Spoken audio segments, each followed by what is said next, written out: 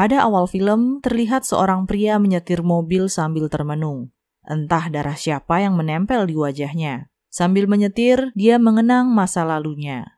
Pada tahun 1921 di Prancis, seorang remaja laki-laki berusia 14 tahun, Humbert, jatuh cinta kepada seorang gadis cantik bernama Annabelle. Mereka seumuran. Perasaan Humbert disambut dengan baik. Mereka berdua pun lalu berpacaran. Hari-hari Humbert menjadi indah dengan kehadiran Annabelle. Tapi semua keindahan itu menjadi mimpi buruk ketika Annabelle meninggal karena penyakit tipes. Kematian kekasih tercinta meninggalkan luka yang mendalam bagi Humbert. Puluhan tahun berlalu, kini Humbert sudah dewasa dan mengajar di sebuah universitas. Ia pindah dari Prancis ke Amerika dan menerima tawaran untuk tinggal di rumah almarhum pamannya. Tapi ketika sampai di sana, rumah itu sudah hancur karena kebakaran. Untungnya salah seorang teman pamannya, Nyonya Charlotte Hayes, berbaik hati dan menawarkan untuk tinggal di rumahnya. Charlotte adalah seorang janda muda yang cantik. Ia tinggal bersama putrinya, Dolores atau Lo, yang berusia 14 tahun. Sesampainya di rumah, Charlotte mengajak Humbert berkeliling untuk melihat kondisi rumahnya. Melihat betapa berantakannya rumah itu, Humbert merasa ragu untuk tinggal di situ. Tapi begitu melihat Lo, Humbert terpesona. Sosok Lo mengingatkannya akan cinta pertamanya, Annabelle. Tanpa pikir panjang, Humbert langsung setuju untuk tinggal di rumah itu. That's my Lo.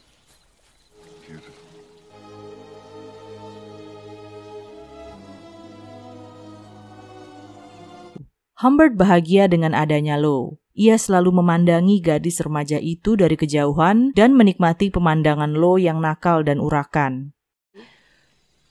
She is an absolute pest. Just slap her hard if she interferes with your meditation. That's all, Mother, but I ate all your bacon.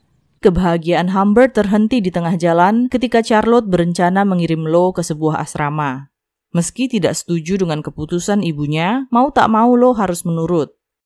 Hari perpisahan tiba. Tak hanya berpamitan kepada pelayan rumahnya, Lo juga berpamitan kepada Humbert dengan memeluk dan menciumnya. Setelah itu, Lo pun pergi.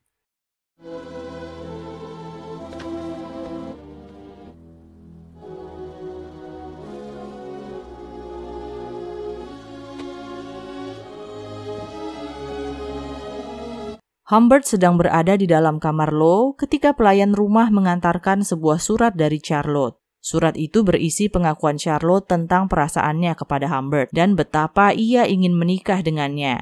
Tapi jika Humbert tidak suka dengan ide tersebut, Charlotte memintanya untuk pergi dari rumah. Humbert dilema. Ia tidak menyukai Charlotte, hatinya hanya untuk Lo. Tapi demi bisa bersama Lo, ia memutuskan untuk menerima tawaran tersebut. Selama pernikahannya, Humbert selalu memberi Charlotte obat tidur untuk menghindari seks. Charlotte penasaran tentang isi dari laci yang Humbert kunci. Humbert terdiam, lalu mengatakan di sana hanya berisi surat cinta yang ia simpan rapat-rapat. Keesokan harinya, Charlotte yang penasaran membuka paksa laci itu dan menemukan buku harian Humbert. Ia terkejut ketika membaca curahan hati Humbert tentang perasaannya terhadap Lo. Yang lebih menyakitkan, Humbert menyebut dirinya sebagai sapi gemuk. Merasa kecewa dan dimanfaatkan, ia menangis dan berteriak akan meninggalkan Humbert. Ia juga bersumpah tidak akan pernah mempertemukan Humbert dengan Lo lagi. Humbert terkejut, ia menuju ke dapur dan membuat minuman supaya Charlotte tenang. Tapi begitu selesai membuat minuman, tiba-tiba telepon berdering. Ia dikabari bahwa istrinya meninggal. Humbert terkejut dan buru-buru mencari Charlotte, tapi ternyata istrinya sudah tidak berada di rumah. Ia pun segera berlari keluar dan mendapati Charlotte sudah menjadi mayat. Ketika Humbert berdiri kaku karena syok, tiba-tiba seorang anak kecil menyerahkan surat ke tangannya. Anak kecil itu bilang kalau Charlotte tertabrak mobil ketika sedang berlari menuju kotak surat untuk mengirimkan surat-suratnya. Di rumah, Humbert segera membakar surat-surat tersebut. Pada surat itu, ia melihat alamat asrama Lo. Ia pun menjemput Lo keesokan harinya.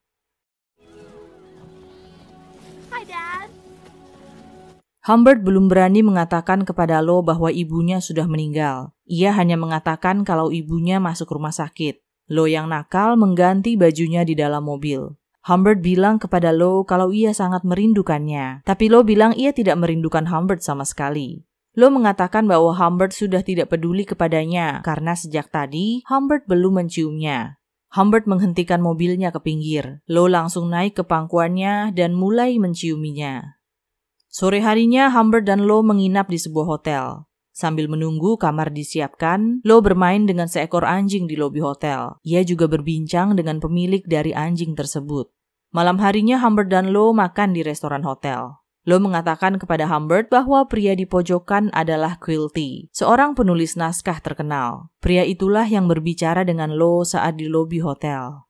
Karena kamar dengan tipe twin bed habis, mau tak mau Humbert dan Lo harus berbagi ranjang. Tapi karena sungkan, Humbert pamit keluar sebentar dan meminta Lo untuk tidur terlebih dahulu. Di teras, Quilty bertanya kepada Humbert mengenai Lo. Ia bertanya kepada Humbert dari mana ia mendapatkan Lo. Humbert kaget. Ia bilang kalau Lo adalah putrinya. Quilty berkata bahwa Humbert pasti berbohong. Ia mengundangnya untuk makan siang bersama besok. Humbert menolak ajakan itu dan segera naik ke kamar untuk tidur. Pagi harinya Lo bercerita bahwa ia telah melakukan banyak hal mesum dengan teman prianya di asrama. Lo memancing gairah Humbert dan mereka pun bercinta. Humbert melanjutkan perjalanan bersama Lo. Di dalam mobil ia akhirnya jujur kalau ibu Lo sudah meninggal. Di motel, Lo terus menangis dan lari ke pelukan Humbert. Humbert melanjutkan perjalanannya keliling Amerika bersama Lo. Mereka berpindah-pindah dari satu motel ke motel lainnya. Meski Lo adalah seorang anak yang sangat urakan dan kasar, Humbert menikmati setiap detik kebersamaan mereka. Ia lalu memutuskan untuk menyekolahkan Lo di Beardsley.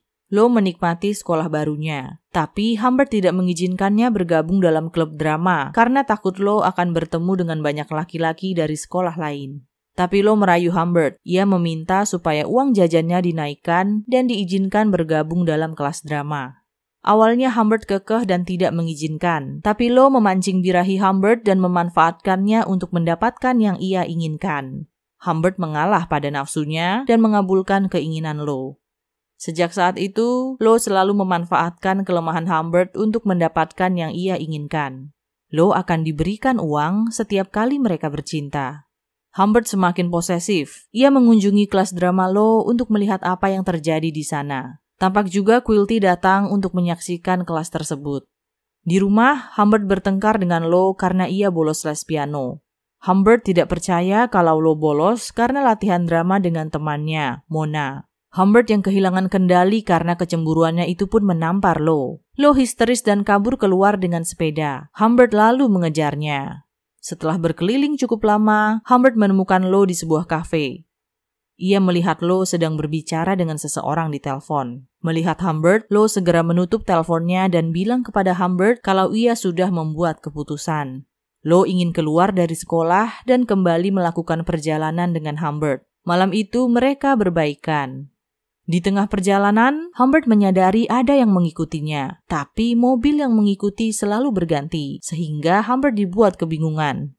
Suatu hari ketika Humbert berhenti untuk membeli kacamata, ia melihat Lo berbicara dengan seorang pria. Pria itu keburu pergi ketika Humbert mencoba mengejarnya. Saat Humbert bertanya kepada Lo, ia cuma mengatakan kalau pria itu tersesat dan bertanya arah saja. Untuk sementara, Humbert dan Lo tinggal di sebuah motel. Humbert meninggalkan Lo sebentar untuk bercukur dan membelikannya buah. Tapi ketika kembali ke motel, Humbert mendapati Lo dengan kaki yang kotor dan lipstik yang berantakan. Humbert langsung tahu kalau Lo pergi menemui seseorang. Ia memohon kepada Lo untuk memberitahu siapa orang yang ia temui. Tapi Lo mengunci rapat-rapat mulutnya. Perjalanan berlanjut. Malam harinya, Lo sakit dan harus dirawat di rumah sakit. Dokter meminta Humbert untuk pulang saja. Tapi keesokan harinya ketika ia menanyakan keadaan Lo kepada pihak rumah sakit, ia diberitahu bahwa Lo sudah dibawa pergi oleh pamannya yang bernama Gustav. Humbert terkejut dan segera bergegas ke rumah sakit. Di sana ia menggila dan menanyakan keberadaan Lo. Tapi begitu melihat polisi, ia panik dan segera pergi. Kini Humbert kehilangan gadis yang sangat ia cintai. Ia berkeliling dari satu kota ke kota lainnya hanya untuk mencari Lo, tapi hasilnya nihil. 3 tahun berlalu, tiba-tiba Lo mengirimi Humbert sebuah surat. Ia mengatakan kalau ia sudah menikah dan kini sedang mengandung. Lo sedang mengalami kesulitan dan meminta Humbert untuk mengiriminya uang berapapun itu. Humbert bergegas pergi ke alamat yang tertera di surat Lo. Di sana ia menemukan gadis kesayangannya. Ia mendesak Lo untuk memberitahu siapa orang yang membawanya pergi. Lo mengatakan bahwa Quilty lah orangnya dan ia telah membuatnya tergila-gila. Ia bertanya kemana Quilty membawanya. Lo berkata bahwa ia dibawa ke rumah mewahnya untuk dijadikan bintang film porno dengan anak-anak seumurannya. Tapi Lo akhirnya diusir karena menolak. Terlepas dari semua yang terjadi, Humbert masih sangat mencintai Lo. Ia bertanya, apakah ada kemungkinan Lo mau pergi bersamanya lagi? Lo menjawab tidak, tapi jika dengan Quilty, mungkin ia mau. Humbert sangat sedih mendengar itu. Setelah memberikan uang kepada Lo, ia pun pergi. Dari situ, ia menuju rumah Quilty untuk membalas dendam. Dengan penuh amarah, Humbert menghabisi nyawa Quilty. Ia tidak mempedulikan polisi yang mengejarnya. Dalam pikirannya, ia hanya memikirkan Lo. Diceritakan bahwa Humbert meninggal dalam penjara pada November 1950. Sebulan kemudian, Lo meninggal dalam proses melahirkan. Film pun berakhir.